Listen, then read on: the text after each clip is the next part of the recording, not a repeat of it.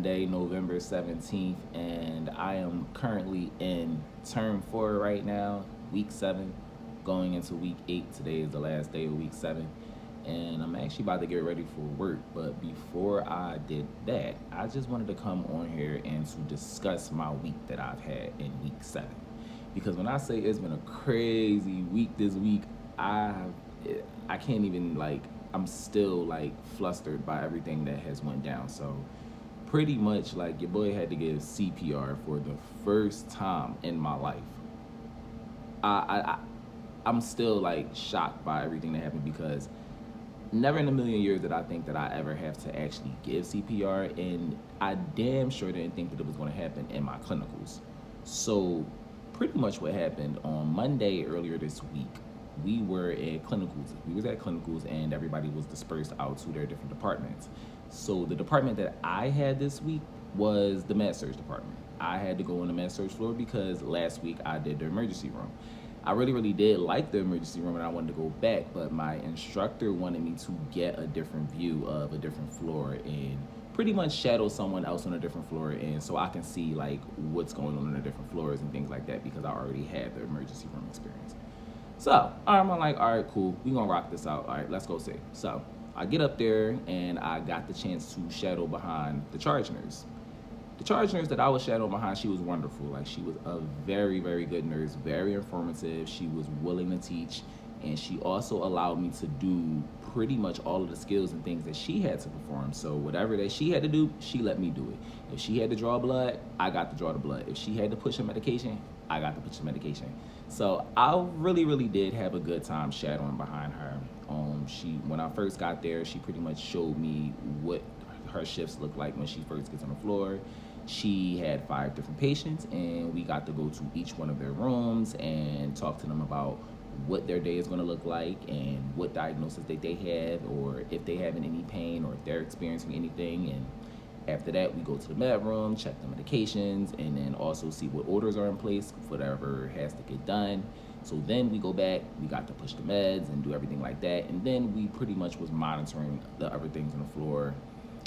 There were rounds performed. I also got to see like a really detailed report, and the report was they pretty much discuss every patient and go over their diagnoses and go over how they're presenting and go over things like that. So the morning was going really smooth.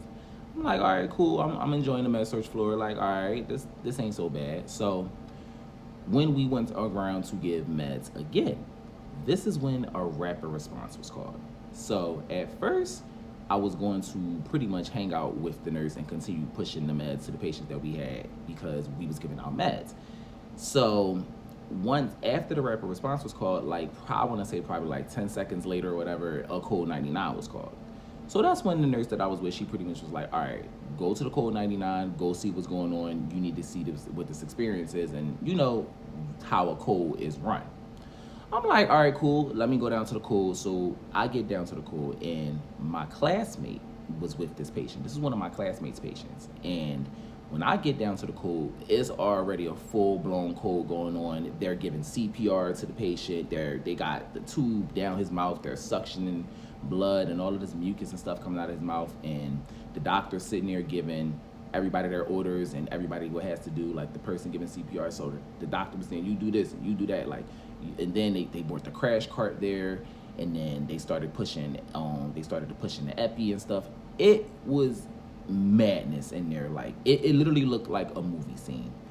I want to say that I did notice how everybody knew their roles, and everybody was really calm. Everybody took commands very easily, and everybody knew what they needed to do. So even though the situation was chaotic and everybody was yelling and things like that, it still was running really smoothly. So I'm just standing in the background. I'm observing and things like that. And then my damn professor, she comes over here. She like, go over there, go do CPR, go try some CPR, go see if they'll let you do it.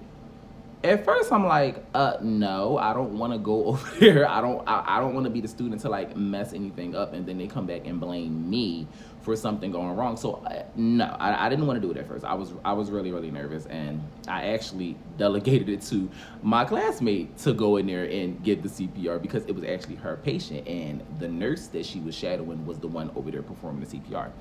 So my classmate slid over there. She was a good little, short little girl, whatnot. She slid over there, and I'm like, all right, well, she ain't looking nervous, but let's just see how this turns out.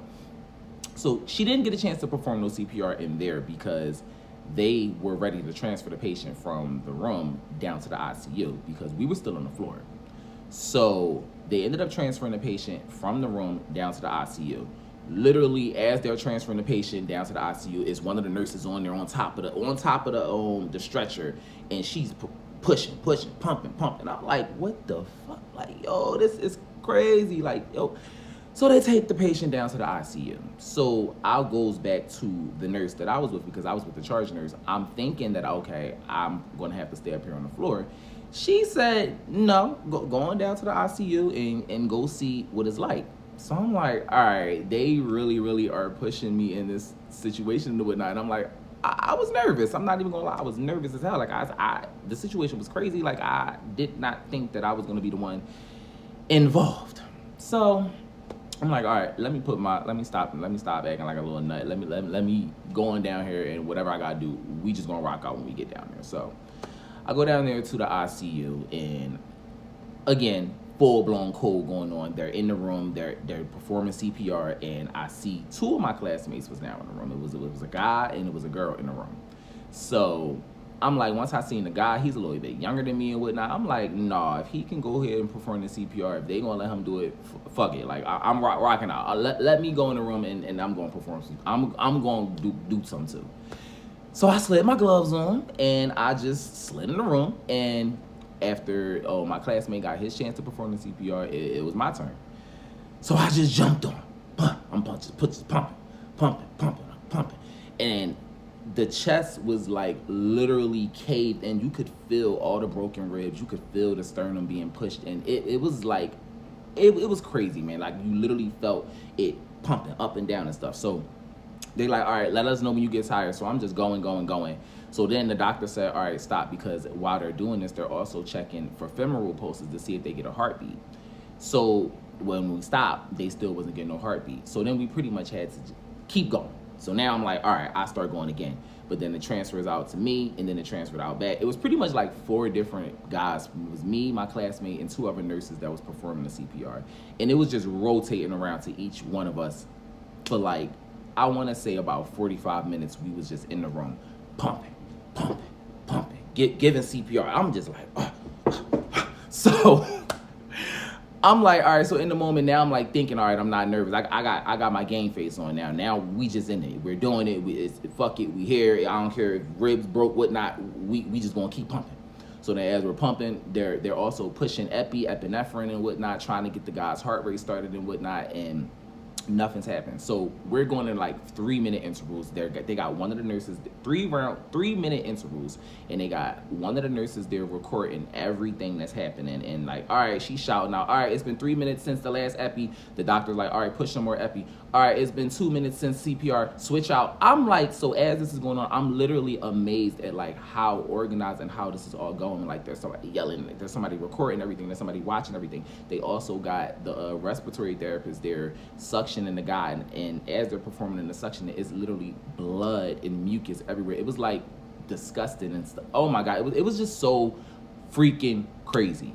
So this went on, like I said, for about like 45 minutes. The doctors just kept, checking for the femoral pulses, telling everybody to clear. They also had got like the electric shocks and stuff. They cleared them. They tried that. They tried everything. Nothing worked. Nothing was working. So after about like the last round of CPR or whatnot, after the last round of pumping, the doctor had like, okay, I'm just gonna like officially call it now. I'm gonna officially just say he's expired. So once we stopped pumping and everything, we left the room, and then one of the nurses, she was checking for pulses again. So as she's checking for pulses, she says that she was still getting a pulse. So while she's getting the pulse, they had to rush to get the doctor off of the phone because the doctor was already in the middle of contacting the guy's emergency contact person. He's ready to tell the people that, okay, your loved one has deceased or whatever. I believe the guy didn't really have a lot of family or whatever. Okay. But the doctor was on the phone calling someone. So they got the doctor off the phone. They rushed the doctor back into the room because the guy was still getting pulses. And the reason the guy we was still seeing the chest rise and stuff, the guy had a pacemaker, so the pacemaker was still causing like the chest to rise or whatever. And I forgot what they called that or whatever, because it was like a false heartbeat, but because she was still getting a heartbeat, they called everybody back into the room, and the CPR was starting to get performed again. So they did that for I want to say for another 10 minutes, and then they tried to perform like a thromboencesis or something. I forget how to pronounce the damn word, but pretty much they tried to get a needle in the guy's lung and suction out whatever fluids was inside the guy's lung. So once they started doing that, it was nothing but a bunch of blood and mucus, a lot of blood, a lot of mucus. It was really, really nasty. And that's when the doctor officially called it. He said, okay, the guy's not coming back from this. We turn the pacemaker off. He's deceased. So I was just completely flustered. I was just in shock that even happened at all, because we tried to save this man's life. I literally got to see a whole code performed, and they trying to save somebody's life, and they did everything. They did the shocks. They did 5 rounds of epi. CPR was performed for 45 minutes. They had the oxygen mask, giving a guy oxygen. It was insane. So the whole after that, I was a little flustered. Just naturally, I have high anxiety. I'm just naturally dramatic, and just always just feel just a lot. I'm very in tune with my emotions. So it was a lot for me. I'm not even gonna lie. No, I did not cry. I did not cry, nothing like that. But I was in shock for the rest of the day, and I just found it crazy how we just gotta put this all behind us and now go back upstairs on the floor and continue to take care of the patients that you were already taking care of. Just the idea of that alone was just a lot for me. Did I really, really just sit here and try to save someone's life in a situation that I never thought that I would be involved in? The patient dies on me, and then I am just what the fuck? How do I deal with that? How do you just move on with the rest of your day with that? So we had a meeting with our instructor, and we got to discuss all of that. And she's just well, welcome to nursing. This is something that you'll see. It may not be something you'll see all the time, but it is something that does happen in the field. And you just gotta put your game face on and keep going, and then deal with your emotions later. Pretty much a lot of things you gotta do in life. So it was a lot, but that's what I did. That's what I did. I went back up to the floor, and I pretty much continued my day with the charge nurse, because that happened really, really early in the morning, and we had a full shift. We wasn't getting off till 3:00. And by the time all the coding and stuff was done, we was done with that probably about 10:45 or whatever. It happened really early. So I went back upstairs, and I got to just do the rest of the day with the charge nurse. And I'm really, really just, I'm grateful for the experience, and I'm very, very glad that I got to be involved in a situation that I was fearful of. So I got to really face my fears about it. But 2, it was just an experience that they said that's going to happen in nursing. Lives are going to be lost. We're human. You're not going to be able to save everyone. So I took a lot away from that experience. I learned a lot as far as facing your fears. And then as far as performing CPR, it was not as difficult as I thought that it would be. So I do believe if I'm ever in a situation where I need to perform CPR again, I will be able to act. And I will be able to think on my feet and just think clearly, because you just gotta snap into it. Game face. Fuck how you feel. Fuck if you just all these emotions, and just you gotta save someone's life. This is the moment. This is a very serious life or death situation. And unfortunately in that situation it did result in death. But hopefully if I'm ever in a situation like that again, we will be able to save someone's life. So yeah, like I said, the guy's ribs were broken and he was bruised all on his chest. It was fucking insane. So that happened on Monday, and like just like a very exciting start to the week. After that, I had a test that I had to do on Tuesday, so I had to go to home study and whatnot. I did a community exam on Tuesday. I did not get my grades back until yesterday, which was Saturday, and I actually did good on that test. I got an 88 on that community exam, so very happy about that. And I also took a med surg exam too on Thursday, and got a 92. So I was very happy about that. I was leaving my week off with good grades and, a lots of studying and things like that I normally have to do, homework of course, and I also got to like leave with a situation, a very good learning experience for my nursing career. So, yeah, that was pretty much like the bulk of my week. Oh God, yeah, I had a makeup day for a clinical too yesterday.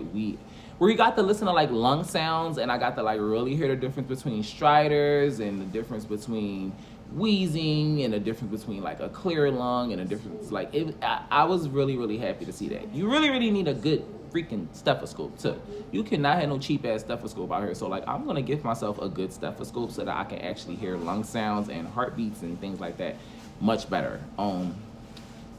I want to say, even though med-surg is difficult, I am enjoying it. It seems to be something that I'm really enjoying. It's difficult. I don't want to say like the information just clicks to me like that. No, it requires me to do a lot of reading and a lot of studying and a lot of in-depth like going back and forth and things like that with my professor and like lectures and things. But I'm really enjoying med-surg. So I'm thinking I want to try med-surg being my first floor once I'm graduating and things like that. But we still have a little bit long road to go. I have one term left after this.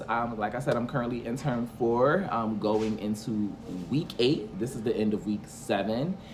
Yeah, I got some more tests and things. We got HESIs and stuff that we got to pass, but I'm excited. And I got clinicals tomorrow at the same freaking hospital. So I don't know what I'm walking into tomorrow, but I'm excited.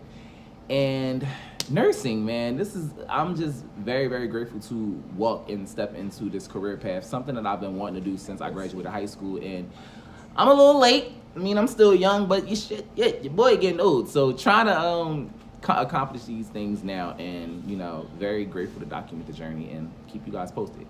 So I gotta get ready for work. I've already overtalked myself and stuff like that, but I will check back in with you guys at another time, probably when I'm studying or just giving you guys another update on nursing school. So everybody have a great day, and I'm out.